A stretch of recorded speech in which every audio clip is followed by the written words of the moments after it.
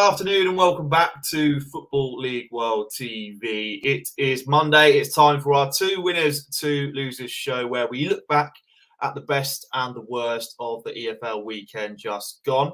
My name is Sam Rourke, the Chief Editor of footballleagueworld.co.uk, and I'm joined by my colleague, as ever, Marcus, to run through the two winners and the two losers. Marcus, how are you getting on this afternoon? Yeah, really well. Thanks, Sam. Great to be back on, as always. I think this is one of the first weeks where I'm actually taking the league table into account slightly and judging teams off it a little bit. So, no, looking forward to getting into the show. Good stuff. We are broadcasting live on Facebook, Twitter and YouTube. So get in your winners and get in your losers of the weekend. Who were you impressed by? Who were you not impressed by? We'd love to get your thoughts. As we always do, we start off with the winners. Right, let's get Marcus's first winner next.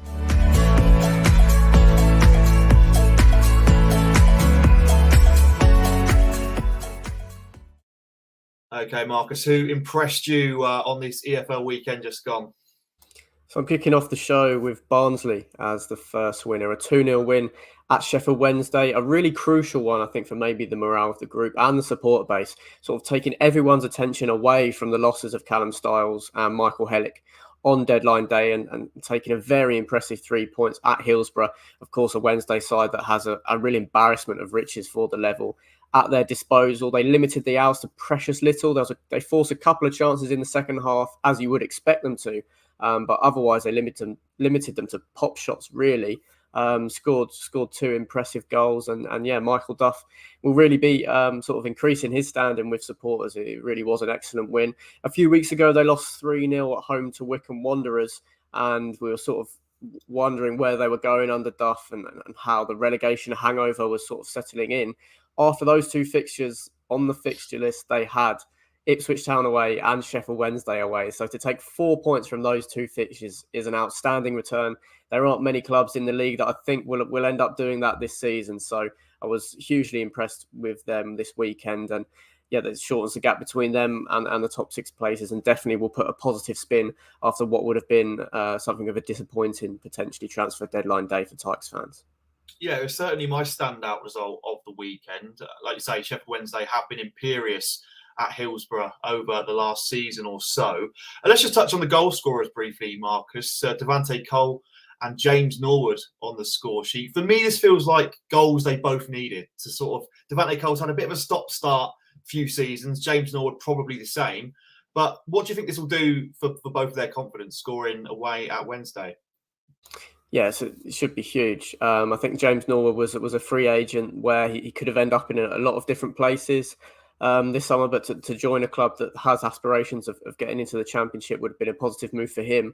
And to see him power that header in from a corner was a very satisfying finish. And Devante Cole, as you mentioned, we saw his quality in patches in the Championship, didn't quite sort of cement his place in the first team, but there was a lot of competition for places in years gone by since he joined the club. So yeah, no, good to see him get his goal and could potentially be a player that's one of the more dynamic attackers in the third tier if he's able to really put in a consistent level of performance. Another player that potentially stood out for me as well was Luke O'Connell, 21-year-old, whipped in the corner for James Norwood's second goal, a delicious ball in.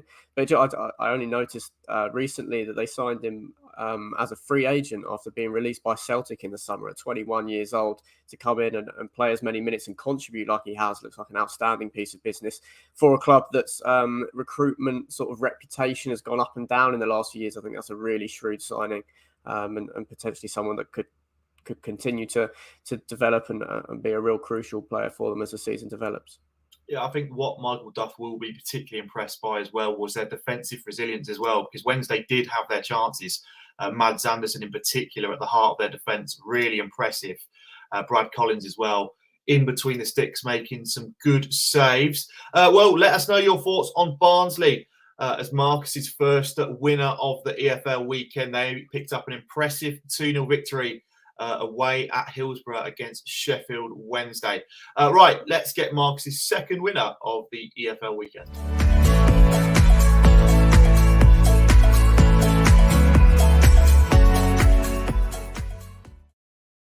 Okay, Marcus, who have you gone for? So it's Portsmouth, the second winner of today's show. One of the more intriguing matches of the weekend, this Portsmouth hosting Peterborough. The joint top scorers in the third tier heading into this weekend. It didn't really disappoint, but it's the way that they've come back into it to pick up the 3 points that really impressed me.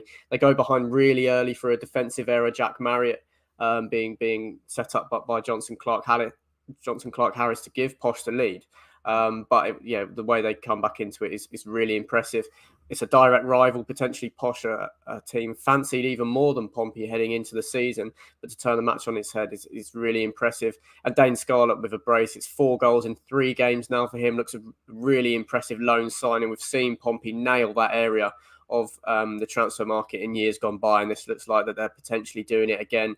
Showed it real impressive strength for his age to get in front of his centre-back and score a diving header to get them back on level terms, and then a really classy finish for what proved to be the winner, sort of shaping up to whip it low and into the far corner, but instead going back through the defender's legs at the near post, not giving the keeper a chance. So, no, a huge result for belief, I think, for Portsmouth. I think that they would have been hoping for a top 6 push, maybe more than they did last season, but now they're looking like potentially one of the best 2 teams in the division. And if Plymouth hadn't been so good and pushed up to 3rd place this weekend with 5 wins from their first 7 games, I would potentially be starting to say that Pompey and Ipswich are starting to threaten to pull away at the top of the League One, with Sheffield Wednesday stuttering, as we've covered. Yeah, I think you say it was the manner of this victory. They went behind after 4 minutes and 14 seconds. That defensive mishap from Michael Morrison let Jack Marriott in. Just touch on Dane Scarlett then. He has shown what he's all about in his last few games, a really impressive goal strike rate over the last few games. I think that second goal in particular, the way he found that bottom right-hand corner from the angle he was at. Just how impressed have you been with what you've seen from Scarlett so far, at such a young age? Yeah, massively impressed so far. I think he deserves credit in itself for putting himself into that starting 11, because Cowley isn't short of attacking options in that Portsmouth side.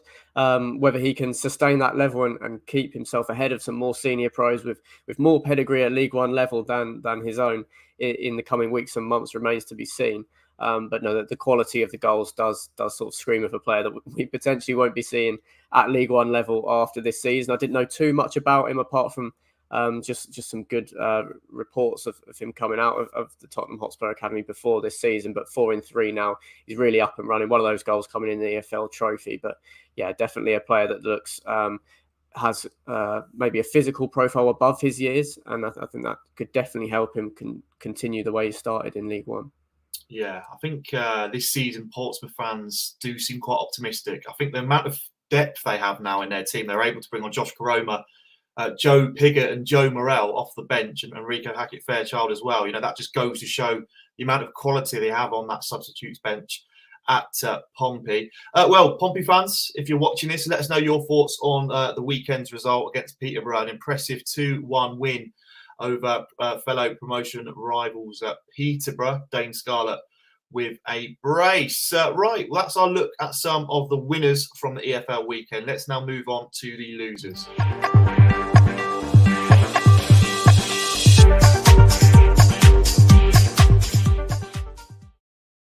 Okay, Marcus, who is your first loser of the weekend? So my first loser is Preston North End. It has been a good start to the season for them. One of the strangest ones that I've certainly ever seen. But I think a 1-0 loss at home to Birmingham City has to go down as an opportunity missed. The Blues were winless in 5. I think it was just 1 draw in that run, scoring just 2 goals heading into the trip to Deepdale. So to not be able to breach them and end up taking nothing from the game is disappointing. Obviously, they conceded their first goal of the season as well. I think it's arguably an error from Freddie Woodman, or at least some kind of breakdown in communication between Robbie Brady tracking Maxim Collan at the back post from left wing back and Woodman not quite coming as far off his line as he potentially could have done. And then Collan having quite a simple finish to get the only goal of the game. Obviously, a lot's been made about their defensive record. It was 2 goals and none conceded heading into this one. But now, having lost the game, you almost look at it on the flip side, just 2 goals scored in 8 games, and they weren't able to break down the Blues or force too many chances of note, really. It is unsustainable with the goals. The floodgates will probably open at both ends at some point. But from Preston's point of view and trying to capitalise on what has been a positive start, they need to make sure the floodgates are going to open at the top of the pitch at some point, and not potentially just their defensive third. So, yeah, something that a loss that potentially would have dampened morale a little bit, considering how optimistic they would have been feeling going into a match that they would have expected to win. So, yeah, given the strength of the opposition, Preston are a loser this week.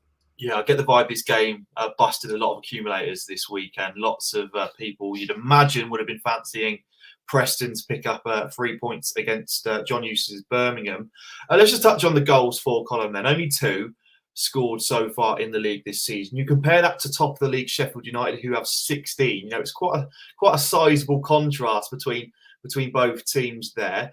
Is that an issue then for you, the amount of goals they have scored? Because they do have goals in the team. We've seen Emil Rees score quite frequently last season for Preston, and Troy Parrott can score at this level. Do you think that's just an issue that will be resolved soon? Is it just a case of getting in that sort of goal scoring momentum almost?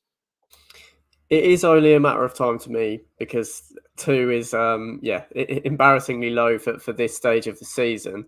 They've created chances equating to 8.59 expected goals in 8 games, which isn't amazing, really. It's probably a lower bottom half attacking process, or upper bottom half, lower mid-table, should I say. But still, that shouldn't really end up producing 2 goals in 8 games. So they will turn a corner. But yeah, they are behind the rest of the league in their goals for column. You mentioned Sheffield United. They don't quite have that array of attacking talent, but there is definitely goals in the side. I think it could be one for Troy Parrott when he does finally open his account in the league, that they will able to get up and running a lot quicker. He's a player that's gotten a lot of goal scoring positions, and showed at times for Milton Keynes Dons that he is a real up and coming striker, of course, coming from that Tottenham academy as well. So yeah, it's only a matter of time for me. I'm not too concerned on the whole, but yeah, I'm sure Ryan Lowe will be very frustrated until there is a game where they do end up scoring 2+ goals, and yeah, having their shooting boots on and looking like they are a capable side at finishing off chances. But yeah, they need to try and keep the defensive solidity that showed already to really be able to climb the table and capitalise on the positive start that they have made. Yeah, a disappointing weekend for Preston North End, but the feeling that if it does click, it could be quite fruitful for Ryan Lowe's side. Just coming from Wayne Walden. Tell Ben, do not worry about Preston. They will bounce back. If you don't know, Ben Wignall, a fellow colleague of ours at Football League, is a big Preston North End fan. Wayne, I shall certainly pass on the message. Let's look at our final loser of the EFL weekend.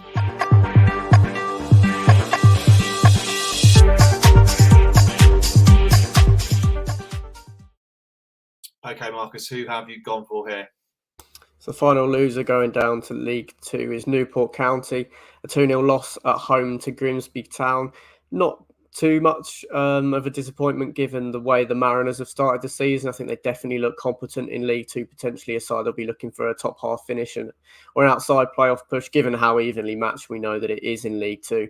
But I think this is a match that sort of was an opportunity for Newport to close that gap between themselves and the playoffs, and an opportunity to give sort of a different look to their start of the season, because they fell away so dramatically the back end of last season. They seem to have started at the start of this and sort of carrying on of that negative momentum, which they would have been keen to avoid. Look at their last 16 matches in League 2. So obviously that's crossing over to last season as well. They've won just 4, drawn 2 and lost the other 10. So it's pretty concerning when you consider the amount of transfer business that they were involved in this summer. Got it done early. They were very organised and gave James Rowberry the tools at least to build more of a squad in his own image to improve on the playoff push that they put together last season. Obviously, they lost the league's top scorer, Dom Telford, from that side. But I think the recruitment was adequate to replace him. And I don't think as it should have been so much of a net loss losing those goals from the side. He was a striker that was scoring a lot of goals from sort of the width of the goal and from the penalty spot or in front of it. So I definitely think if they can continue to get in those attacking positions as they did, then they can replace those goals with the players that they have. But it's been a very disappointing start. And yeah, a 2-0 loss against a newly promoted side isn't very good for morale. Obviously, Newport aren't able to compete right at the top of League 2 financially, but given the high standards that they've set in recent years, it has been disappointing. not to see them sort of get out of the bad habits that they were in towards the back end of the season. And yeah, 7 games in, it has been quite sluggish. Yeah, I think coming into this game, Newport coming into this game off the back of 2 consecutive wins, an impressive 4-0 win away at Harrogate the other week, and a home win against Tranmere as well. They'd have felt a bit of momentum could have been building, but it's almost back to square one for James Robury's side. It does feel after that defeat for Newport. Any fans watching this, let us know your losers of the weekend. Marcus has opted for Preston, North End, and Newport County as his 2 losers. Please do get your comments in.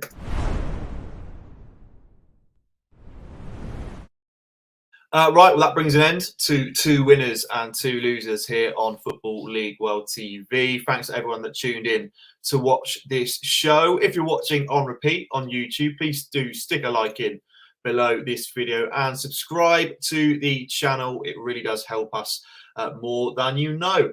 Lots more coming up on Football League World TV over the rest of the week. So make sure you do check out what we've got going on here at the channel. Right, Marcus, thanks for joining me this afternoon, mate. Enjoyed that one. But until next time, we shall see you soon.